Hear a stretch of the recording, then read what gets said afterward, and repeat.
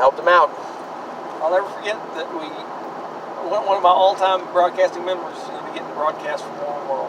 Oh gosh, the same booth as Mike Nail and Paul Eels and Chuck Barrett and Keith Jackson. Oh yeah, that's the greatest thing ever.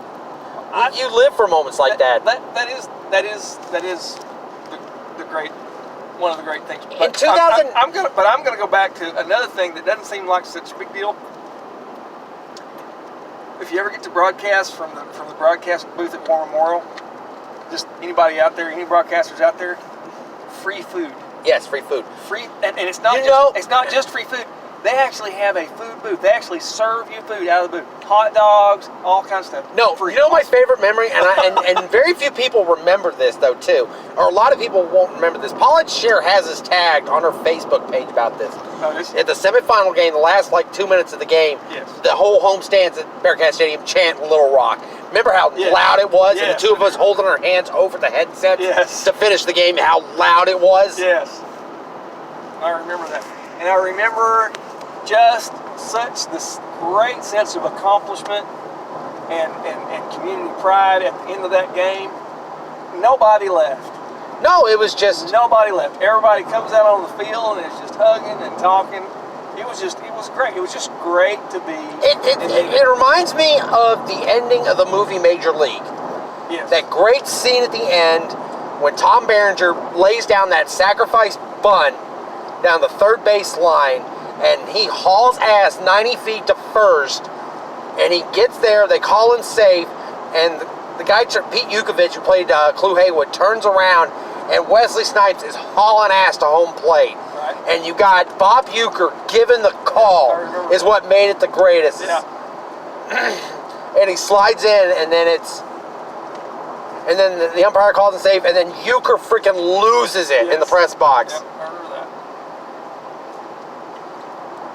Tell you a great story though too. Uecker improvised all of his scenes in that movie. He wasn't even calling a game.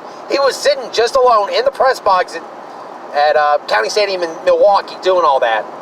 Really? There was no crowd. There was no game. I didn't know that. And they let him improvise the whole thing. That is pretty much gave him basic points of what's going on. Yeah. Just a bit outside part is a great joke because it's on the radio, so he can bullshit a little bit. As a sportscaster, though, that's all you need. You don't need a script. No. They just need to tell you the points of what happens, and then let you do it the way a sportscaster does. But you got to keep in mind at that point, though, too, Uecker had been doing Mr. Belvedere for about 4 years on TV. Yeah, right. He'd done all those beer commercials, so he kind of had some acting. He did great beer commercials. Yes. Those were great beer commercials. The Johnny Carson stories were great. They were. You ever heard the story about his World Series ring, right? I don't remember. I think he was in Milwaukee or Philadelphia in the 60s, and they didn't care for him all that much, so they took his World Series ring and chunked it into center field for him to go get. Oh wow, that's something. Yep, Uecker was great. Also, that night at Mena also reminded me a little bit of that scene in Marshall. We Are Marshall. Yes. Where towards the end, they finally win the game there. At the end. Towards the end, and because of course that was a true story. Yes. And there is something about football. Well, it's not just football. It's probably any athletic endeavor, but with football you have so many more people involved and more stands, and it's just a different kind of flavor that you have that kind of a community bond. Yeah. You know what I would always like to do? Brings people together. I would love to do oral histories of the 09, 10, like the Jeff Weaver years and then the Harper years. Right. Just have just all sit down and just tell one big great oral history of it. Yeah. Because it'd be fun. Because the two of us would have great stories. Oh yeah. Yeah, without a doubt.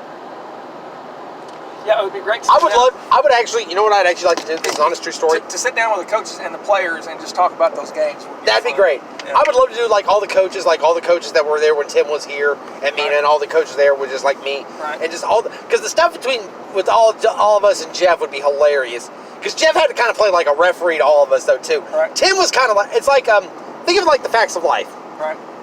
Jeff was kind of more like Mrs. Garrett, kind of buttoned up, middle, just kind of even keel. Tim was more like Beverly Ann, the ringmaster to the circus. Right. And we were all in the tiny car. Yep.